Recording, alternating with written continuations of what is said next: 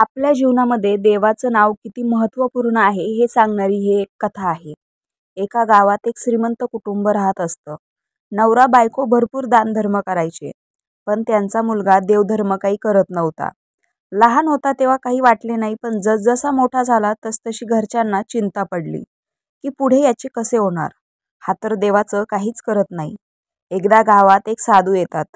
त्यांना हे कुटुंबीय विनंती करतात की एकदा तरी त्याच्या मुखातून श्री गुरुदेव दत्त नाम येऊ द्या. साधू महाराज खूप वेळ विचार करून त्यांना म्हणतात, मी सांगेल तेव्हा त्याला माझ्याकडे घेऊन या. मी त्याच्याकडून दत्तगुरूंचे नाव वदवून घेईल. ठरलेल्या दिवशी ते कुटुंबीय त्यांच्या मुलाला घेऊन साधू महाराजांकडे येतात. तेव्हा साधू महाराज मुलाला प्रश्न विचारतात, एकदा श्री गुरुदेव दत्त म्हटलं तर काय होईल? मुलगा त्यांनाच उलट प्रश्न विचारतो. एकदा श्री गुरुदेव दत्त म्हटलं तर काय होईल?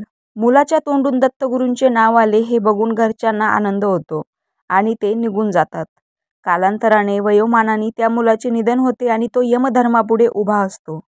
तेव्हा तो यमाला म्हणतो, तुम्हाला जी काही शिक्षा द्यायची असेल ती द्या, पण आधी माझ्या प्रश्नाचे उत्तर द्या. यम म्हणतो, विचार काय प्रश्न आहे? मुलगा म्हणतो, एकदा श्री गुरुदेव दत्त म्हटलं की काय होतं?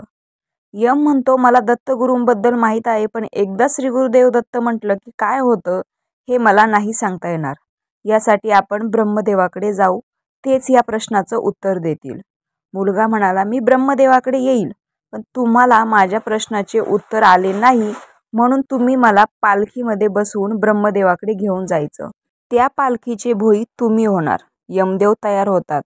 दोघे ब्रह्मदेवाकडे जातात. ब्रह्मदेवाला पण तोच प्रश्न विचारला जातो. ब्रह्मदेवाला पण उत्तर माहीत नसतं. मग ते म्हणतात, आपण भगवान विष्णूकडे जाऊ, त्यांना हा प्रश्न विचारू.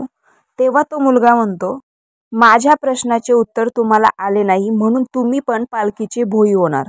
ब्रह्मदेव तयार होतात. असे तिघे ते भगवान विष्णूकडे जातात. भगवान विष्णूंना पण तोच प्रश्न विचारतात. एकदा श्री गुरुदेव दत्त म्हटलं तर काय होतं?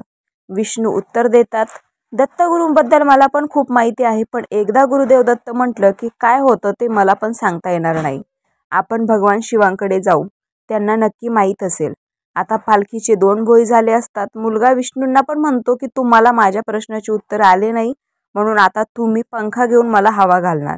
असे करत करत ते भगवान शिवाकडे पोहोचतात. भगवान शिवांना पण या प्रश्नाचं उत्तर येत नाही म्हणून ते म्हणतात, आपण हा प्रश्न स्वतः गुरुदेव दत्तांनाच विचारू. असे म्हणून सगळे दत्तगुरूंकडे येतात. श्री गुरुदेव दत्तांना बघून मुलगा पालखीतूनच खाली उतरतो आणि दत्तगुरूंना प्रश्न विचारतो, एकदा श्री गुरुदेव दत्त म्हटलं तर काय होतं? तेव्हा गुरुदेव त्यांच्याकडे बघून हसतात आणि सांगतात, एकदा श्री गुरुदेव दत्त म्हटलं की काय होतं? हा प्रश्न घेऊन तू आयुष्यभर बेचैन राहिलास आणि न कळतपणे कितीतरी वेळा माझे नाव घेतले. त्याने काय होतं हे तर तुला बघायचे असेल तर बघ. तू नाम घेत राहिला म्हणून प्रत्यक्ष यम, ब्रह्मा, विष्णू आणि शिव हे तुला जन्म मरणाच्या फेऱ्यातून काढून माझ्या पायापाशी घेऊन आले. तू या सगळ्यातून मुक्त झाला. आता कायम माझ्या चरणाजवळ राहशील. रामकृष्ण हरी.